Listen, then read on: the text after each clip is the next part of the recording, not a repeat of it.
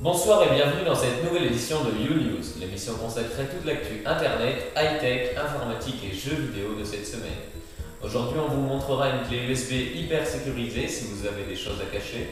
On parlera également de web avec des hackers qui veulent placer un satellite en orbite pour lutter contre la censure du net. On parlera également de la sécurité sur le futur Windows 8. Et pour finir, de jeux vidéo avec Super Mario 3D Land qui veut encore plus augmenter ses ventes au Japon. Et le reste de l'actu de la semaine.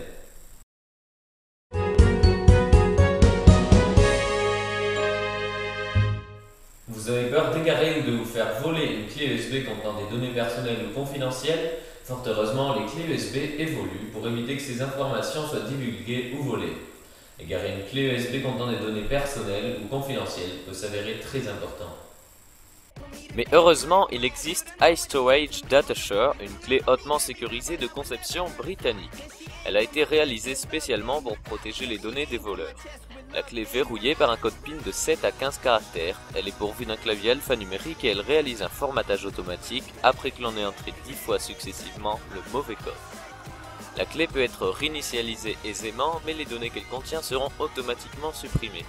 Dès que le disque amovible est retiré du port USB, il se verrouille instantanément. Elle sera disponible en 3 versions, suivant la capacité. Une clé de 4 Go coûtera ainsi 39€, 8 Go pour 59€ et 16 Go 79€. Cela faisait plus d'un mois avant que Free annonce et publie officiellement ce que sera Free Mobile. Durant ce mois, nous avons pu lire tout et n'importe quoi sur le sujet, issu de sources plus ou moins fiables. Mais c'est mardi à 9h que Xavier Niel, PDG de l'entreprise, a officiellement présenté son nouveau service Free Mobile qui est plus que satisfaisant. Les concurrents ont du souci à se faire.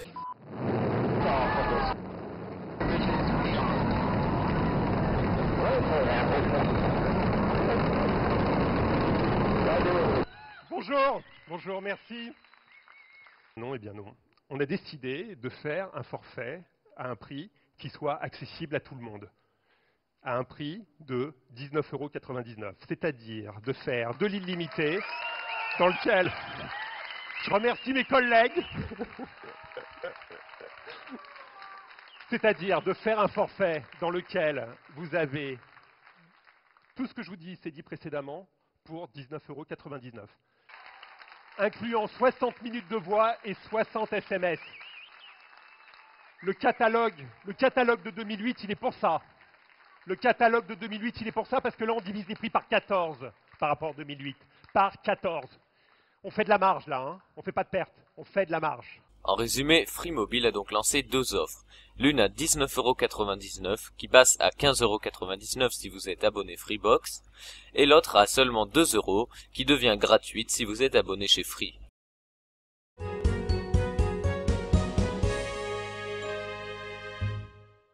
Au Royaume-Uni, un innocent enfant de 12 ans a été insulté par un iPhone enragé en démonstration dans un supermarché.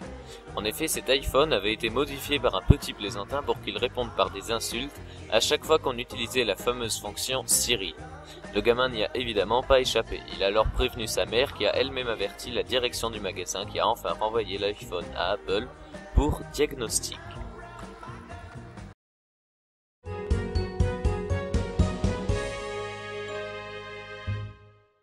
Eh bien oui, on aura tout vu. Des hackers veulent placer un satellite en orbite pour lutter contre la censure du net.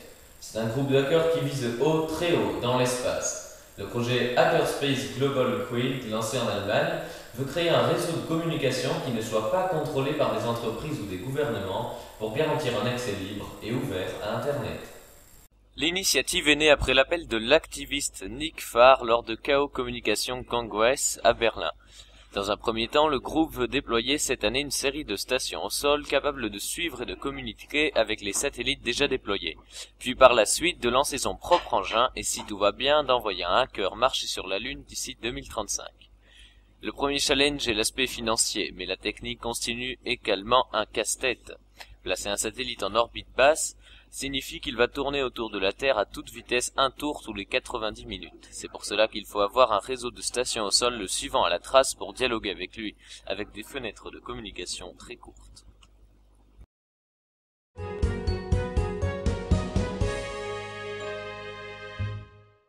Vous avez toujours rêvé de savoir qui vous supprime de sa liste d'amis sur Facebook? C'est maintenant possible avec Unfriend Finder, un script compatible avec tous les navigateurs internet. Une fois installé, ce script se charge de rajouter un onglet sur votre mur Facebook, Amis en moins. Il s'appuie sur un principe tout simple, il fait la liste de tous vos amis Facebook à chaque lancement et détecte les amis qui manquent à l'appel. Simple et efficace. Pour installer ce script, rendez-vous à l'adresse affichée sur votre écran. Sur un blog, Microsoft vient d'annoncer une nouvelle fonctionnalité de sécurité pour son prochain OS Windows 8, le mot de passe par photo. Le principe est simple et adapté de ce qu'on connaît avec les schémas de déverrouillage des smartphones Android, pour être porté notamment sur des équipements tactiles sous lesquels, je vous le rappelle, Windows 8 fonctionnera. En effet, Microsoft va proposer le verrouillage automatique des équipements tactiles via ce système de mot de passe photo, très facile d'utilisation, peu contraignant et bien plus sûr qu'un mot de passe. Le fonctionnement est simple et il suffira de définir des points sur l'image ou tracer des trajectoires sur la photo pour sécuriser votre équipement. De là, et si vous rentrez la bonne combinaison, alors il se déverrouillera.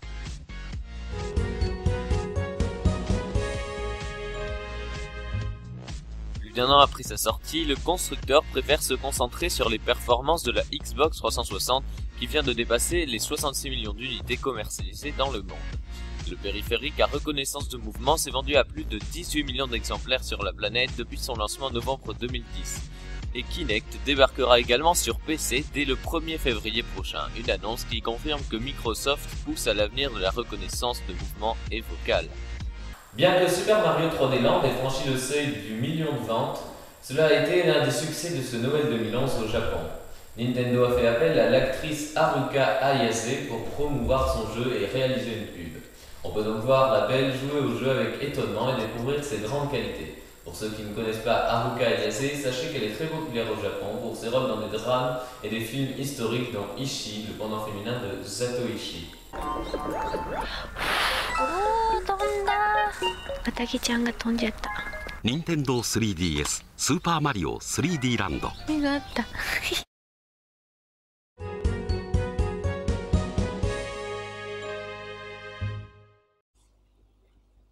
Lors de sa première semaine de commercialisation sur le sol nippon, la PS Vita s'était écoulée à plus de 300 000 unités en décembre dernier. Une arrivée en fanfare pour la nouvelle console portable de Sony, mais malheureusement trop ponctuelle puisque les ventes de la console ont chuté de 78% dans les semaines qui ont suivi. Sony a fait savoir durant le CES 2012 de Las Vegas que la PS Vita s'était écoulée à 500 000 exemplaires depuis sa sortie au Japon le 17 décembre dernier et que la PS3 s'était vendue à quelques 3,9 millions de consoles pendant la période des fêtes de fin d'année du 18 novembre au 31 décembre 2011. Du coup, le constructeur japonais estime son monolithe haute définition capable de totaliser 15 millions de machines écoulées sur l'année fiscale 2011-2012 qui s'achèvera le 31 mars prochain.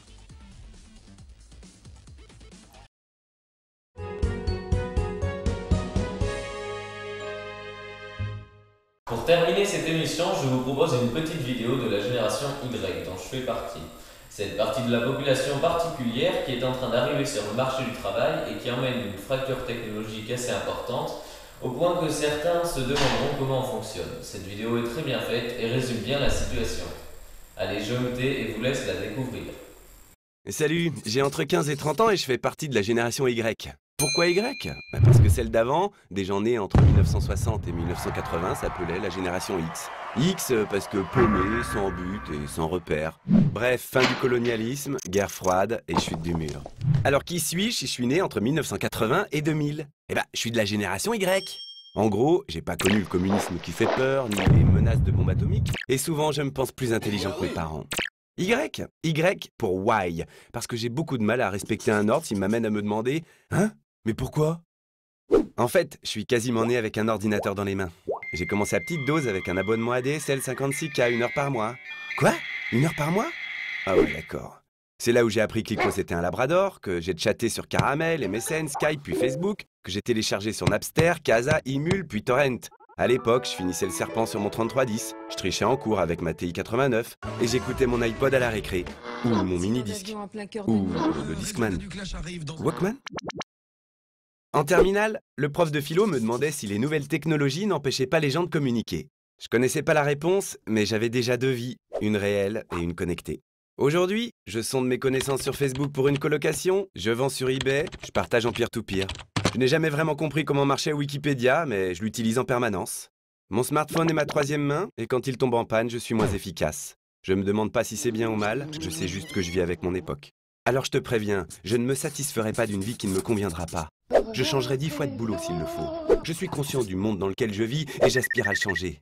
La portée de mes actes est 1000 fois supérieure à celle de mes aïeux. J'arrive sur le marché du travail avec une arme qui changera le monde. C'est que je suis connecté. Car en fait, c'est ça la génération Y. C'est être connecté. Sinon, je fais des smileys aussi.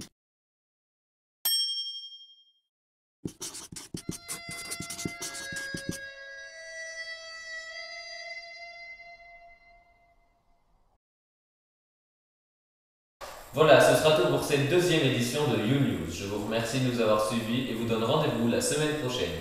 Bonne soirée sur Planet Geek.